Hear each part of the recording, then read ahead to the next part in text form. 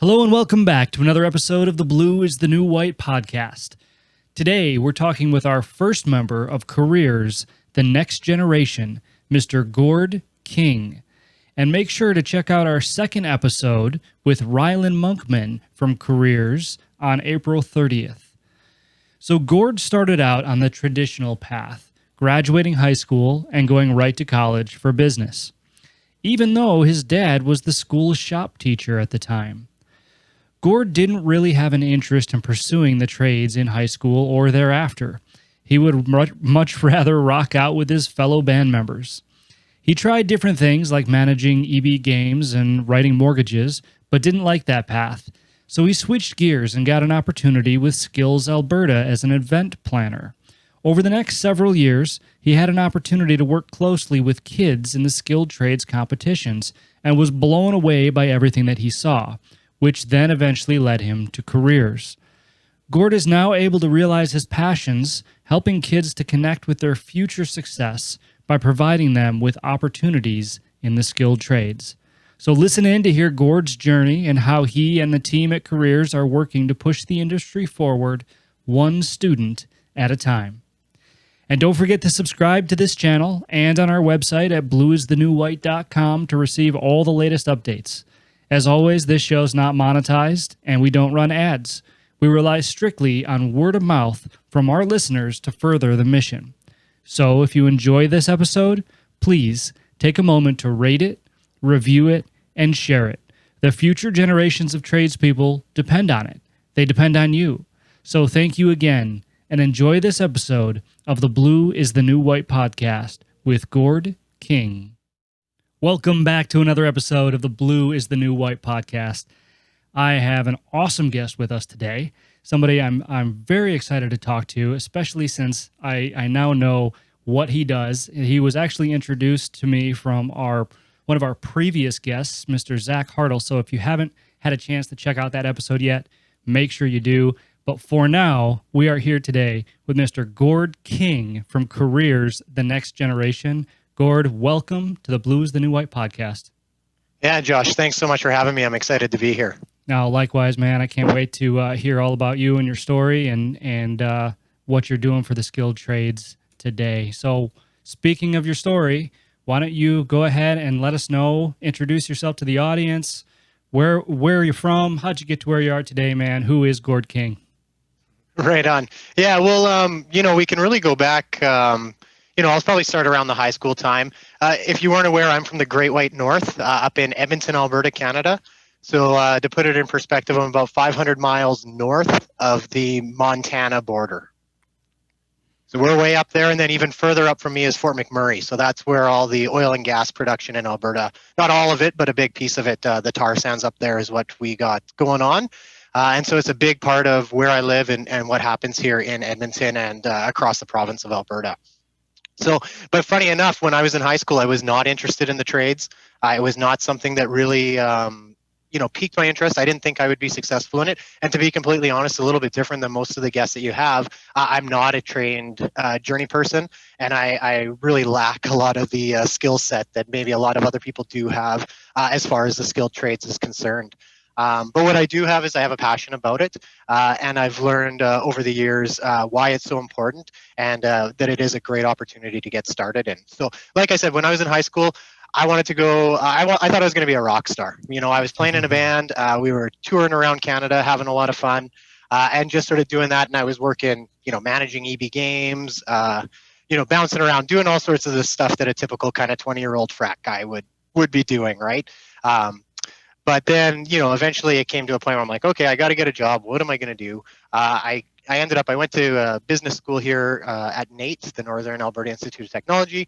I got a business diploma and then set out, I was like going to be a banker. And I got a job as a loans underwriter with Wells Fargo. And after 2 years of doing that, I really learned I was a predatory lender. And I kind of figured out what that was all about and realized, you know what, this isn't for me. And I pivoted quite dramatically, and I went right into not-for-profit.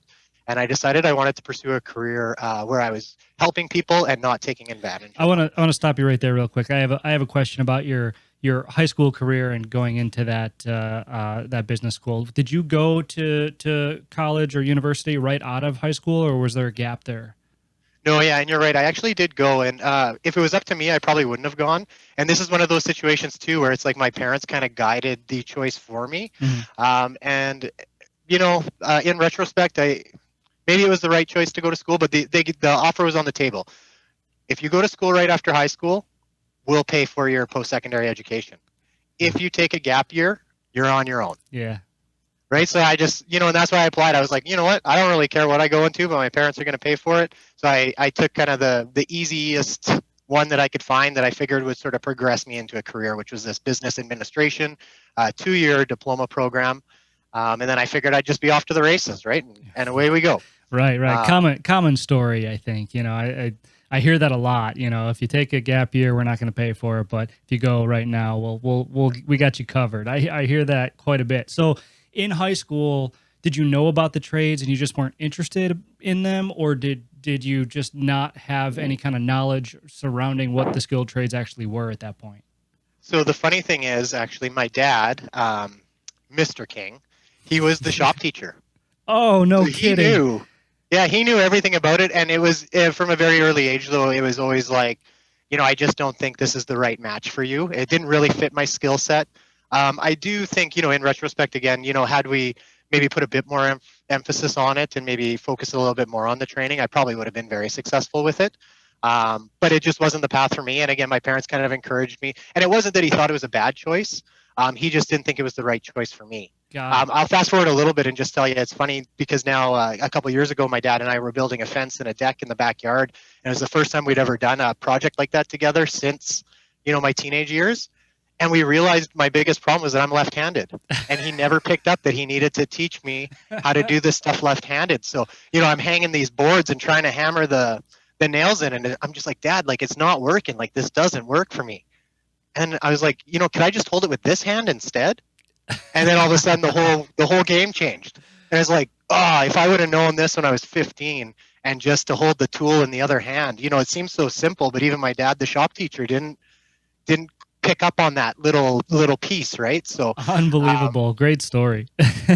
yeah, so now we've laughed again, just now that I'm an adult, it's all like, thanks a lot, Dad. Had you set me off this, I could have hit those boom years in Alberta and been retired already. There you go. Oh man, that's funny. I'm glad you told me that. All right, so let's get back on track. You said that you managed EB Games, you went to business school, you were a predatory lender, all the usual stuff. But Yeah. and then you got into nonprofit. So tell me a little bit about that. How about that transition? What led to it?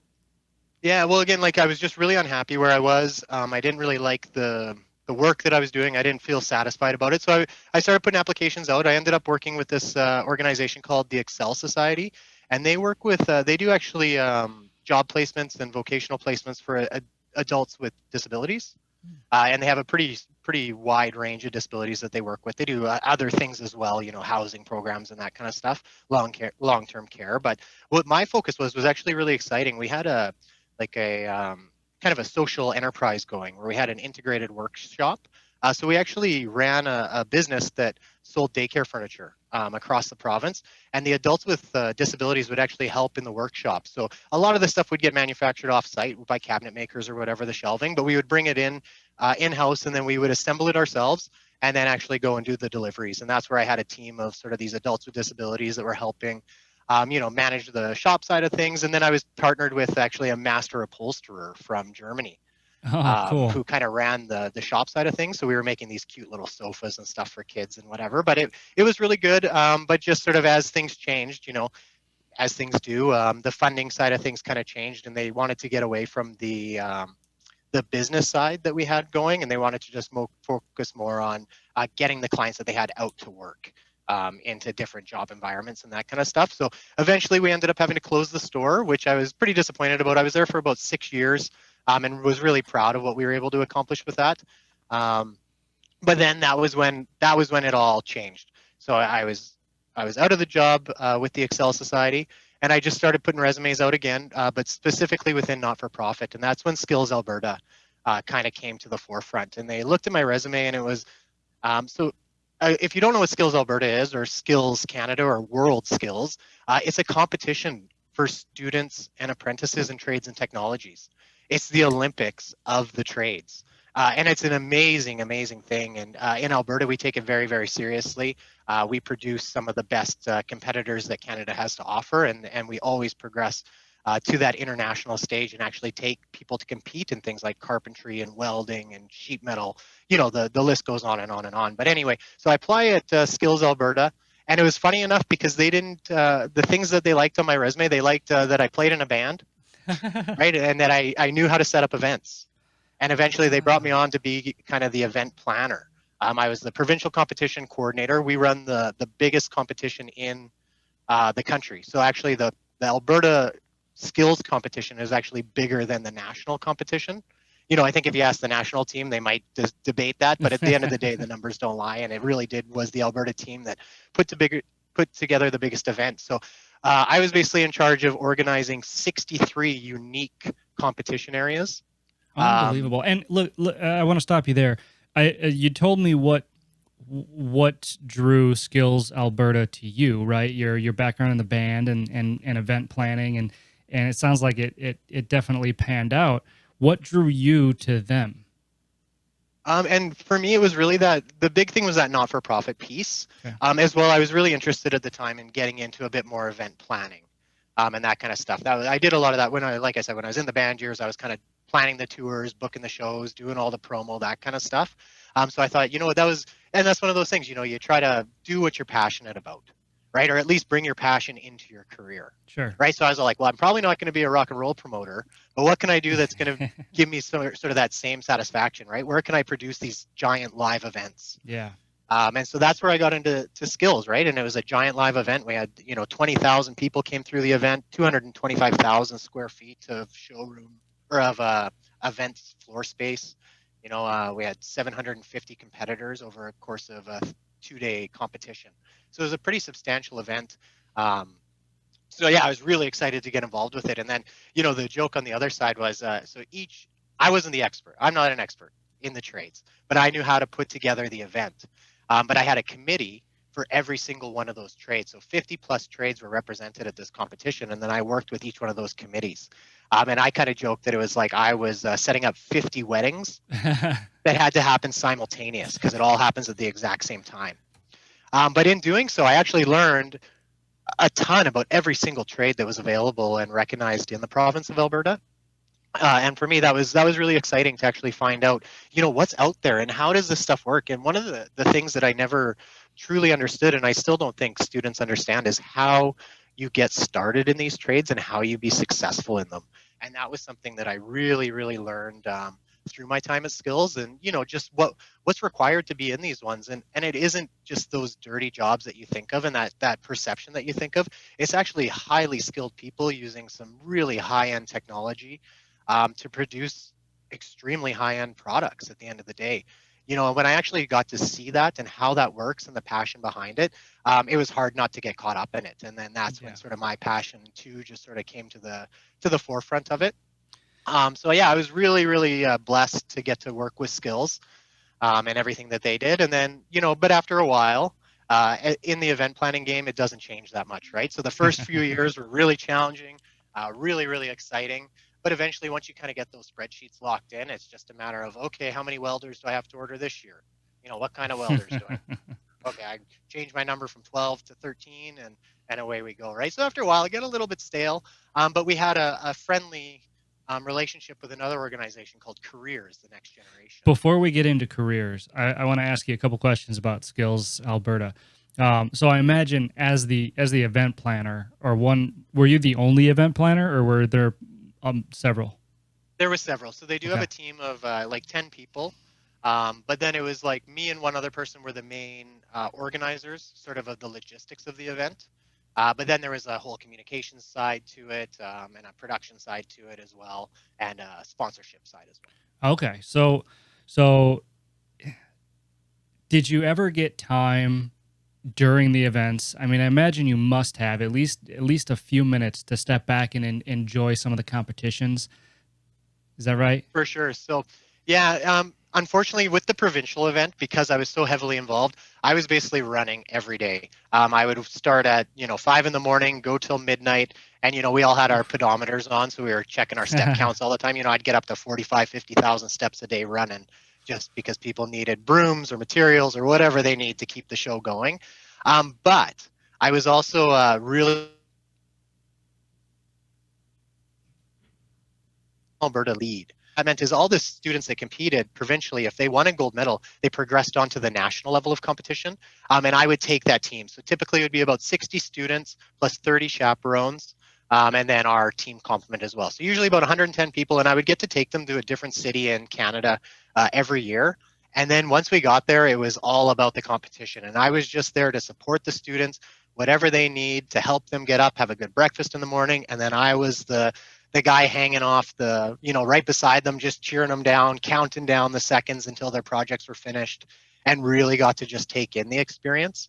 And then the same with that, I actually was fortunate enough once to go to Brazil, and I took in the world skills competition that happened down there.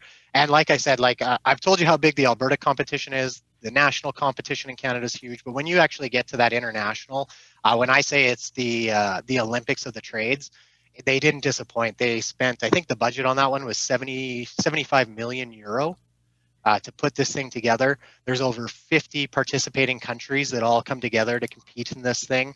And to see these people from every walk of life, speaking different languages, different tool sets, different skills and abilities, and all coming down with that same product at the end. And then it's getting mined down to, they're measuring down to the nth of a millimeter, right, to determine who's the best in the world. It really is a pretty exciting thing to see and to just take it all in, and not just the part about the skilled trades, but it's that movement across the world and how important it is internationally and globally, that it's just we wouldn't survive without it, and that's sort of it's the building blocks for where we are today. Absolutely. I love that, because I often talk about the benefits and things like that in and around the skilled trades. And I think this is a perfect example, even at the early stages of skilled trades, being able to travel to other places and actually see all of this come together, like you said, from all walks of life, all over the world. I mean, that's got to be something special to walk into that arena or stadium or whatever it is, just to be able to be in the presence of all that.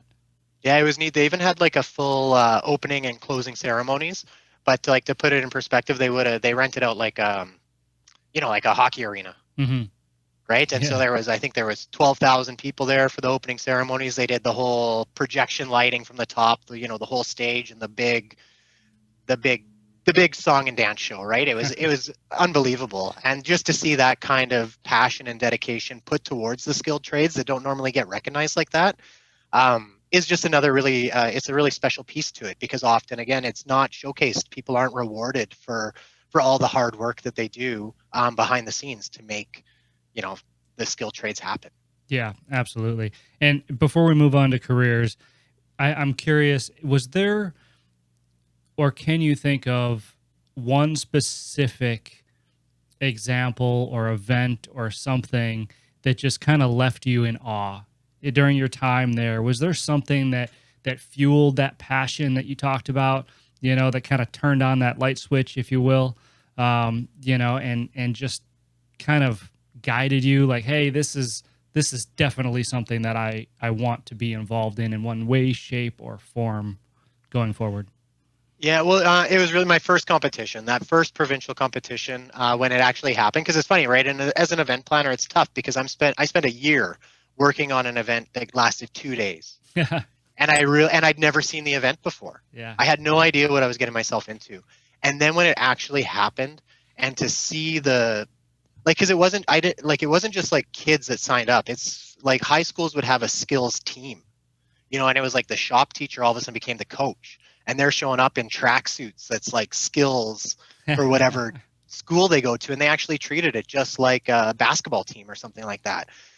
So then when I actually saw that, and then we do a whole award ceremony, and I think it was probably the award ceremony when kids were breaking down crying, because they're so happy that they got the gold medal, and and I got to be the guy standing there. It's all like, you punched your ticket, welcome to Team Alberta, and I'd give them their Team Alberta jersey, and it's like we're flying across the country. We're going to go to Moncton, New Brunswick in a month. Like, I can't wait to take you, right? And just to get to share in that celebration and that success with the students, and to see how it really changed and it really was a game changer for them, right? To give them that sense of motivation that was like, you know what, I am good at this.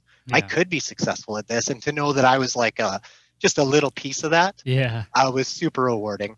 I can tell you another one too. When I was at World Skills, when I realized that it was way bigger than me and way bigger than anything I could imagine, was we were there during the setup for it, and they had so it was a tent that they had set up because they needed extra exhibition space to do the competition. This tent was 1.5 kilometers long with a fully raised floor, two fully functioning kitchens that would hold 100 people at a time. And then so they're like, yeah, come through this tent. We got something we want to show you while we set up. And so we go through this tent, and already I'm like, what is happening? Like, this is not, like, this is crazy.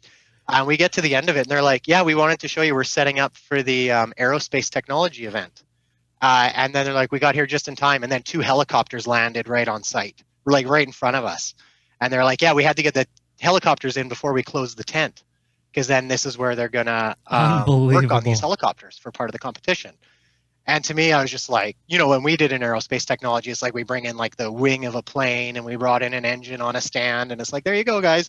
But to actually have this whole production, and it was like, and to them, it's just like, yeah, just another thing we're setting up. Yeah, we're gonna park the helicopter right here, just Yeah. nonchalant. No, that's wild. I can't even fathom, because I've never been to a skills competition. I know that they have Skills USA here in the States, but I've never been to an actual competition. I was supposed to go last year, but then COVID, obviously, and Yeah. everything changed. But man, just to picture helicopters landing inside the tent so they could so they could cover them and use it as part of the actual competition is just insane to me. I mean, Yeah. talk about the grandeur that this industry needs to gain attention. I mean, that should be videoed and plastered everywhere, because I mean, what would get better attention than that from today's youth? Yeah. You know what I mean? Yeah. And when you see it, it's truly like, it's just, you're in awe, right? And Yeah. it's something, yeah, you just can't believe that it's kind of happening, right? And so to be, again, to be just a very small piece of that sort of puzzle, it was very, very rewarding. And then, like I said, I just got swept up in kind of the passion behind it. Unbelievable. That's great. All right, let's move on from Skills Alberta then and get into careers. So your time there got stale or repetitive or whatever it was, and it was time to move on. So tell me what happened. Yeah, yeah. So like I said, it's funny that careers, the next generation, and Skills Alberta. Our offices are about 3 blocks away from each other. Very friendly relationship. We have a lot of the same partners, play in the same pool a lot of the time, right? Um, but they have a little bit of a different focus. So they're not so at the end of the day, both organizations are, the focus is promoting trades and technologies to youth in the province. Right, and they both have a little bit slightly different approach to it. So the skill side is more that competition atmosphere, and the excitement around that competition. On the career side of things, though, they actually work one-on-one with students, right in the classroom environment, and then we have this opportunity to put them into paid internships where they can start their apprenticeship. So it's called the Registered Apprenticeship Program, or RAP, is sort of the bread and butter of what we do. But we do wear a lot of hats, and facilitate a number of different internships. But the main thing is getting students a taste of their future career path, while they're still in high school, while they're still trying to make up their mind. And sometimes they'll find that fit, and it's, they run straight down the road, and they'll stick with it. And sometimes they realize, you know what, I thought I wanted to be a welder, but now I tried it out for a summer and it really wasn't for me. But what's the next one you got for me? Let's try something else, because now I know, these are kind of the skill sets that I'm looking for. This is what I enjoyed about the job site that I was working on.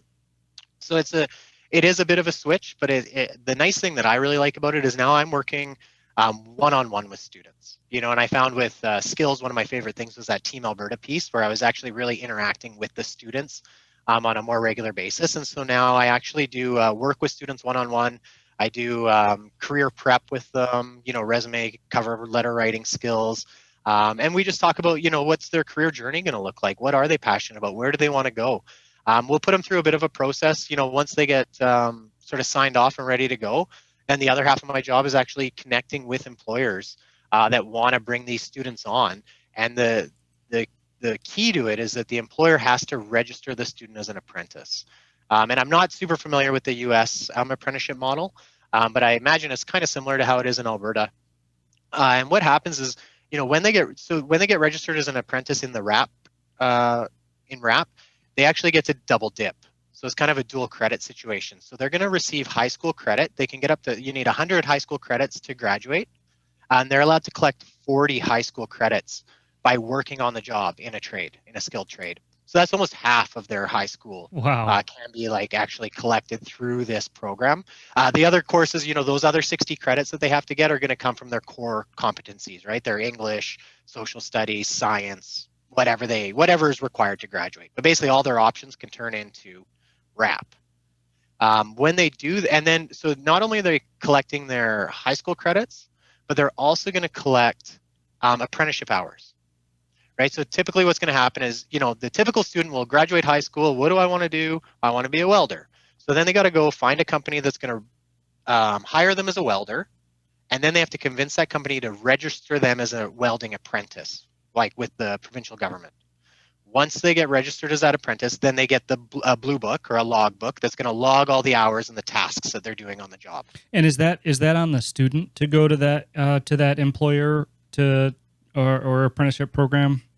Yeah, so sorry, and I kind of started this. I'm kind of bouncing around a bit, but yeah. So the traditional model would be, you graduate high school, go find the employer, and it's on your own. You even got to bug that employer to register you as an apprentice, right? And sometimes they're going to put you through the paces, make you pay your dues.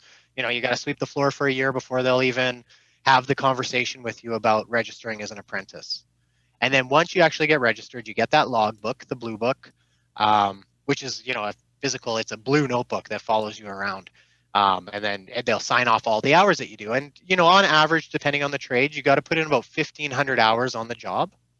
And then you go to technical training.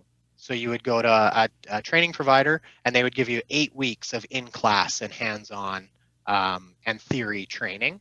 And then you go back to the employer or to a new employer, and you got to repeat this cycle for 1 to 4 years, depending on the trade that you're in, right? So 1,500 hours on the job, 8 weeks technical training, 1,500 on the job, 8 weeks technical training, and repeat until you're finished and you get your journeyman certificate. The hardest part is getting the job and getting that employer to register you as an apprentice. Mm-hmm. So that's where we come in with careers. So I work with the student. I know that this student's capable and ready to start working. So then I go out and I actually work with my network of employers. And they know about the program. They understand it's an educational program. And so they bring the student on knowing that it's the registered apprenticeship program. So if they bring the student on, they have to register them as an apprentice, or they're not going to get the benefit of the program. So we kind of help get out those two hardest pieces, which is get the kid a job and get them registered as an apprentice. From there, it's they're on their own once they're on the job site, right? And we tell the employers, this isn't you're not babysitting these kids. Put them to work. We expect them to go through the typical tasks that an apprentice would go through, follow them through on their blue book. But they're allowed to do this for 1,000 hours. So I said, they can have that 1,500 hours you have to complete before you go to technical training. Yeah. So a student can come out of high school, graduated with the 100 high school credits, 40 of which came from RAP, and they already have 1,000 hours logged in their blue book towards their technical training. So really, we've seen journeymen come out of this program, and through a 4-year program, you could be a journeyman by the time you're 20 years old. Unbelievable. That's fantastic. And out of general curiosity, because I've talked to a lot of people now on and off of this podcast, men and women in the trades. What are you seeing as far as the trends go through the RAP program between men and women entering into this? Yeah, I'd say more and more women are getting interested in it, but there's still definitely some barriers there. Mm-hmm. Some employers, and it's disappointing. I work with some of my employers and stuff, and sometimes they just, they say it in a nice way, but they just won't hire the student because she's female, which to me and to our team is extremely disappointing. Yeah. But at the same time, we want to make sure that those students are going into an open and safe environment, right, where they feel comfortable. But we do work. So like I said, we have a number of programs that we do. So we have one, it's called YWIT, or Young Women in Trades and Technologies. Where we actually do, before COVID, we used to do in-person sessions where we would actually match the girls that were interested, we would get them to identify themselves, and we could match them with female mentors who are journeymen. And they could just talk to them openly and honestly about, where did you find your success? How did you get started? What were the barriers? How did you overcome them? And we get those female mentors to be really honest as well. So we don't just sugarcoat it. Like, tell them, like, that you had these struggles or what you had to do to actually, find your success in it. And so that's been really good for us. The other thing too, we do like a camp. So, and I think this year we're hoping in the summer we can do the camp. But then we actually take, I think 12 girls can register for the camp, but they'll actually go to 4 different training providers here in the city of Edmonton, and they spend a full day working on a project as maybe a mechanical insulator. Then they go try steam fitter, pipe fitter. Then they'll go try carpentry. And then on the last day, they'll go try whatever, right? Sheet metal or something. And then at the end of it, all those partners that brought them into their training centers will actually offer positions to the girls who participated in the camp that show their interest in actually pursuing it in that way. So, I'd say it's a slow process, but I think too, with some of the advances that are coming in technology and with the equipment, I think too, it's those barriers are starting to become less and less. And so I do see a lot of females, getting more excited, especially about some of the technology advancements that are coming into the trades, where they see that they might be able to work on some of that precision machining equipment and that kind of stuff. So, very, very interesting. So, I've got a 2-part question on the RAP program. So, how is it that the students learn about it and get signed up in the first place? Sure. So, and that's kind of half of my job. I have a really funny job. It's it's pretty unique. I'm sure there's other people that might be listening. They're like, oh no, I've heard about guys like you before, but yeah, I really I'm like a conduit between the school and the businesses. So I actually do a lot of in-class presentations. Now they're all virtual, of course, but I'll do about an hour to an hour and a half presentation to students. Sometimes it's in shop class. Usually we have this class called COM, or Career and Life Management. So usually the COM class will bring me in. That's typically grade 11 students or 16 years old. And I'll pitch to them, hour and a half. Again, we talk about career pathways. I share a bit with them about my story, bouncing around for a while until I figured out my career that I wanted to go into. And then I mine down, what is a skilled trade? How do you get started in a skilled trade? How do you research them to even find out which ones are going to be a good match for you? And then I roll out all the various internship programs that they could get involved with careers. From there, each school traditionally has what's called an off-campus coordinator. Sometimes they're work experience coordinators. But that person actually follows students that are working off campus, right? So there's different programs that students can go into, RAP being one of them. But so they would get connected with their off-campus coordinator, and usually with the off-campus coordinator, they'll work through the careers application. So we have a 4-page application that a student would have to complete. First page is just sort of that general personal information, parent sign off, student sign off, sharing of information is okay, all that kind of stuff. Then we have a couple safety courses and stuff that they're going to have to complete before we'll even, put them into consideration. Then they have to go to their favorite teacher and get the teacher actually will rate them on 10 transferable skills, because we know too, we're like, and that's where I talk to the kids. It's like, I don't care if you've even never picked up a hammer before, right? But what transferable skills do you have that you could bring to a job site and to an employer to show that you're willing to learn, right? And that you have some base of knowledge and base skills that can get you started. And is that like soft skills, like communication and work ethic and stuff like that when you say transferable? Yeah, exactly. Okay. So yeah, they'll get rated on leadership, attendance, punctuality. I'm trying to think of the whole list of them, but yeah, there's 10 of them on the list that they'll go through, and we rank them, on a scale of 1 to 10. That will all come back to me, and then the off-campus coordinator as well will do a page where they actually have to sort of endorse the student, and they'll write sort of the skill set that they've seen from the student and sign it all off with like a glowing endorsement. Then we attach it all with the resume and cover letter. Usually at some point I'm kind of back and forth with the student or the off-campus coordinator, just checking out the documents to make sure everything's aligned. But yeah, so it really starts with the sort of the pitch in the school. And then, or sometimes students, because the program's fairly well known, so there are some students that just actively come to us saying, what, I really want to get started as a heavy equipment technician. What do I have to do to get going? Wow, that's really interesting, and it's a natural lead in to the second part of the how question, which is why. I imagine at some point during this process, the question is asked to the student, why do you want to do this? Yeah. And I'm so curious as to some of the answers that you get. Is it a general interest and intrigue in a specific trade? Is it that they're kind of unsure what they want to do, but the typical college path isn't what they desire? What do you see there? What are those some of the whys? Yeah, and you know what? It's an amazing reach of students that we work with. A lot of them come, especially like so in Alberta, our industry is oil and gas. Hmm. So a lot of people have family that work in oil and gas. They usually fly in and fly out from Fort McMurray. So Fort McMurray, like I said, is about 3 hour drive from where I live. But a lot of people will work in Fort McMurray and live in Edmonton. So they'll fly up there for 2 weeks and then come home for a week and then kind of do that cycle or whatever.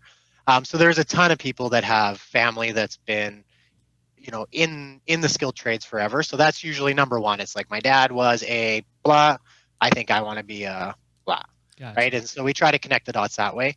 But then, yeah, we do get sometimes the schools push, and it's kind of sad because they'll find the students that aren't doing well, and Mm, then they think that those are the kids that we want to work with, and that's not always the case because if they're not doing well in their schoolwork, they're not going to succeed, you know, on the job site either. Especially when you're 15 years old. If you're flunking out of high school, I'm not that comfortable putting you out to go work.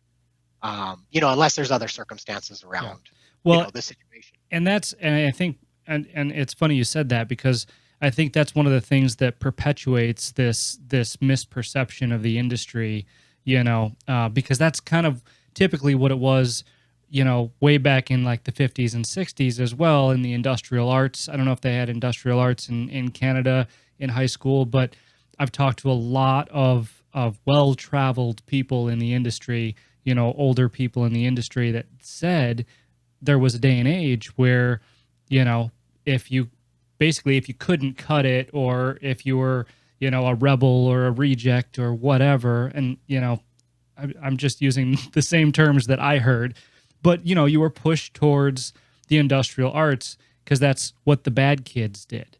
You know Hmm. what I mean? And so I think that at least played a part in the snowball of these perceptions that we hear about, about the trades, with it being, low level work and an alternative. Basically, if you can't cut it in real success, this is what you do. I hear that time and time again. That's what led me, honestly, to write the book and to do this podcast, because it just, nothing could be further from the truth. So I just want to point that out to our listeners, and I know that it's not all schools and that it's not all people, but I know that it still exists in some way, shape, or form in certain areas, right?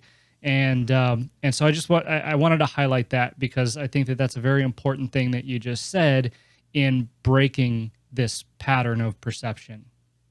Yeah, and yeah, we actually like, and even careers, we have sort of this philosophy internally, right? And we're calling it the parity of esteem, right? And part of what I talk about with the students is that your university degree has the same value as a trade certificate, I love that. if not more, especially here in Alberta. Like, and it's easy to make a six-figure salary in the trades in Alberta. You're going to make, and that's what actually, again, I can talk about Fort McMurray, is they can't keep teachers employed in Fort McMurray. They can't keep them in the schools sometimes because they're going to make more money if they go work in the trades than actually, as an educator in Wow. the high school there. So, um, but yeah, no, it's interesting though, because we do have, I think a lot of it is middle of the road kids. I really like those kids that just want to try something, Yeah. and those are the ones that I'm always, I really like working with those guys because it's like, yeah, let's try it out. Like, and they're willing to put a bit of time in for the research side of things. Sometimes kids are just so tunnel vision, right? And it's like, I want to be a heavy equipment technician, and that's the only thing I want to do. And then they go and they do it, and they don't like it, and then they don't know what else is available for them, right? But the kid that actually jumps online, researches the 50 different trades, comes back to me and says, you know what, I read a profile about every trade I could get into. These 5, I think, really match my skill set. Let's see what we can get going, right? And maybe I'll go put a student in an internship for the summer, and they love it. And you know what, they never have to look back. Great. But maybe they tried it out, and again, that's where they come back, and it's like, you know what, it didn't work. I didn't like this, but I learned this and I learned this and I learned this. And instead of being a steam fitter, pipe fitter, I think I'd actually be really, really good on the carpentry side of things. So maybe I can get started in carpentry next summer. And so those are the ones that are really just starting to feel out, where they want to go and what their career path is going to look like. Those are the ones that kind of get me the most excited, I think. Yeah, I don't blame you there because, I think that there's just, I've talked about it on this show before, but the ability to be able to try different things, it almost gives you a leg up in life, especially at that age, right? Because there are so many people, like you said, that either have tunnel vision, and whether that's tunnel vision toward a trade or tunnel vision toward a career or just tunnel vision of, not knowing and following what you're told, right? It kind of, it gets rid of that natural curiosity, which is necessary if you want to eventually live a fulfilling life. Not to say that you can't, if you follow one of those paths, you're just going to get there, I think, a lot sooner if you try many different things so you know what you like, right? Well, and I think it's so important, like, and again, even back to my personal story, right? Had I spent a summer on a job site, my whole path could have been completely different, right? In hindsight, I'll never know. Right. But I do believe, like, I think there's value in it, and I really do believe that if every student, at 16 or 17 years old, part of their journey and part of the learning process was to actually spend 2 months on a job site, with tools in hand, or even just observing what happens on one of these job sites, because you just don't know about it until you're actually in it. Right. You can kind of imagine what an office job looks like. You can a lot of these university careers, you can kind of imagine it in your head, unless you get a degree in philosophy or something like that. Right. But right, like a lot of it, you can figure it out, right? But when it comes down to, like, what is it going to be like working in an oil and gas plant?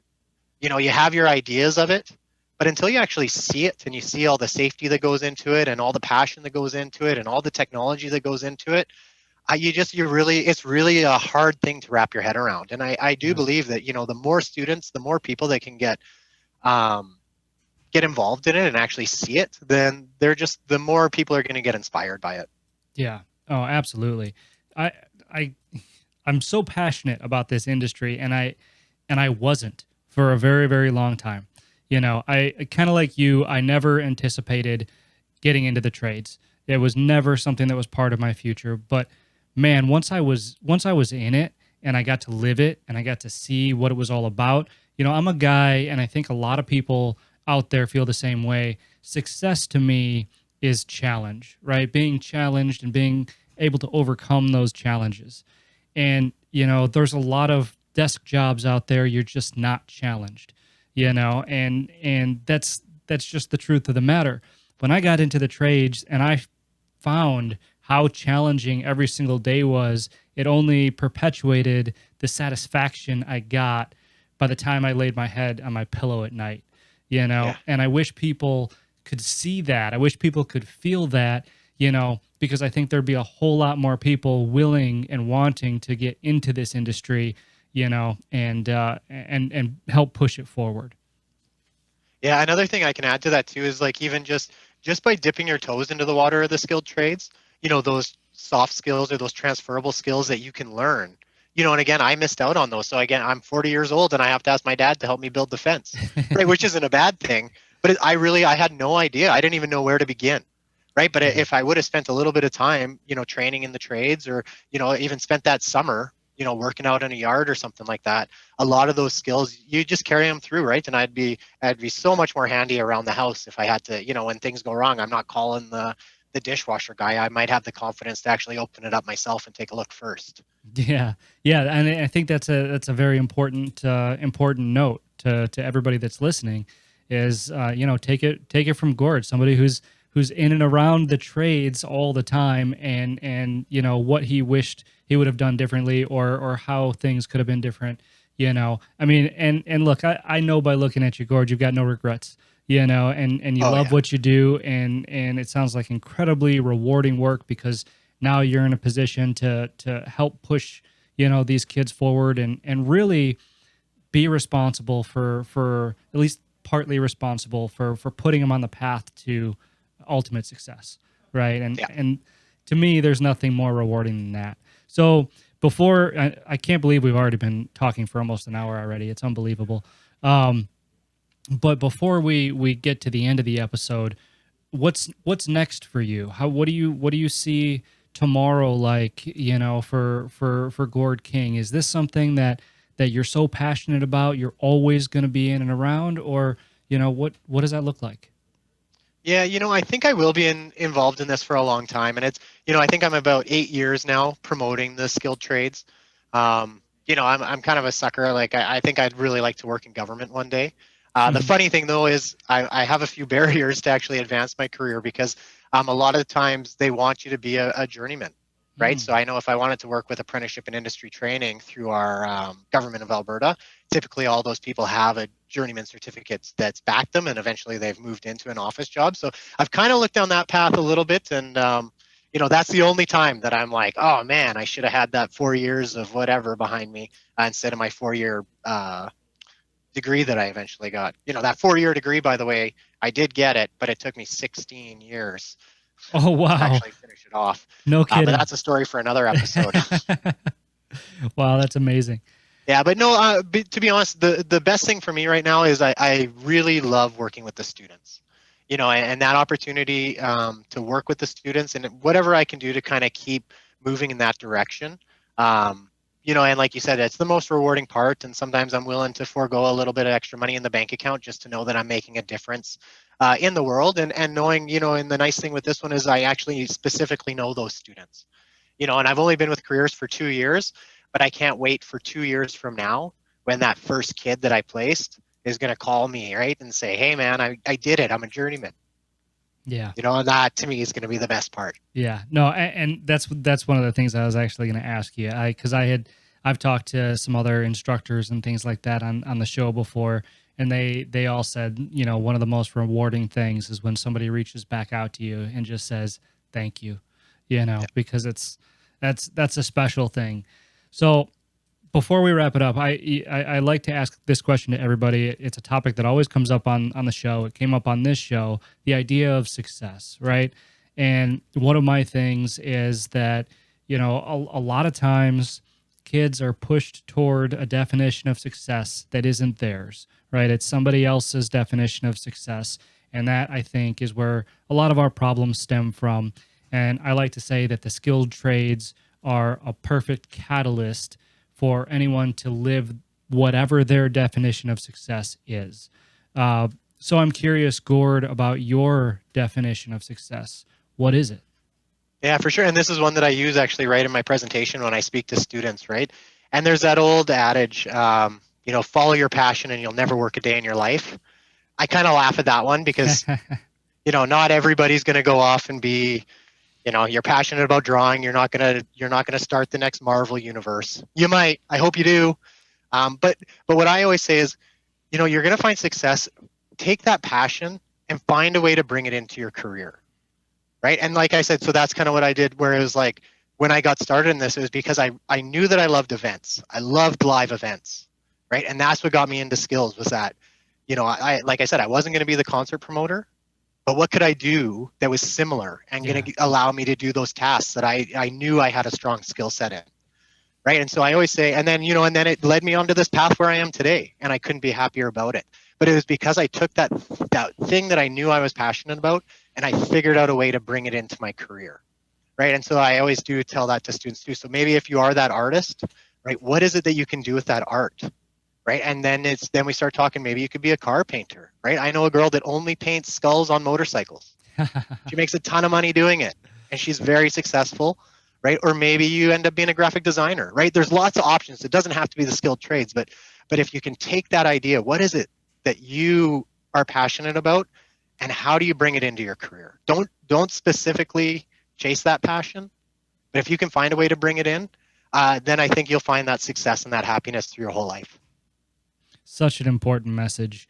Great advice, and I hope the audience takes a lot away from that, because I think you're absolutely right, and I think that's a beautiful way of articulating it, because there are a lot of things that you can find your passion in, and I think it's also fair to note that your definition of success and your passions will probably change along your journey, right? I know they certainly changed for me. I know just hearing your stories, they've evolved for you, which is probably a better word than changed. But they'll continue to evolve. If I would have tried following my passions when I was a kid, I'd be a professional video gamer. Yeah, And right. maybe I'd be successful at it. I don't know, but odds probably were not in my favor. So I think that's just an incredible message, and really great. Before we sign off, is there anything else that you wanted to say or anything else you wanted to add to anybody listening? No, just really thanks so much for this opportunity. I can always plug, if you guys are listening in Alberta, you can always look at careersnextgen.ca. We got lots of great information on there about the programming and internships that we offer. But yeah, just don't discount the skilled trades. At the end of the day, there's a lot of people having very successful, very rewarding careers, and it doesn't just stop on the tools, right? You have that opportunity to grow all the way from that first year apprentice to being the owner operator like yourself, Josh. Absolutely. Very well said. And aside from that website you just listed, is there any other way that people can get a hold of you or inquire about careers in any other way? Yeah, and anybody's welcome to reach out to me directly. Just by email is probably the best, but gking@nextgen.org. And I do my best to respond back to every message I get. So I'm always happy to hear if anybody out there was listening, even if you just said, hey, I like that Jerry Garcia in the background, send me a note. Awesome. Well, Gord, thank you so much for coming on your show and lending us your super valuable time and for all the insight that you gave the listeners today. Right on. Yeah, thanks.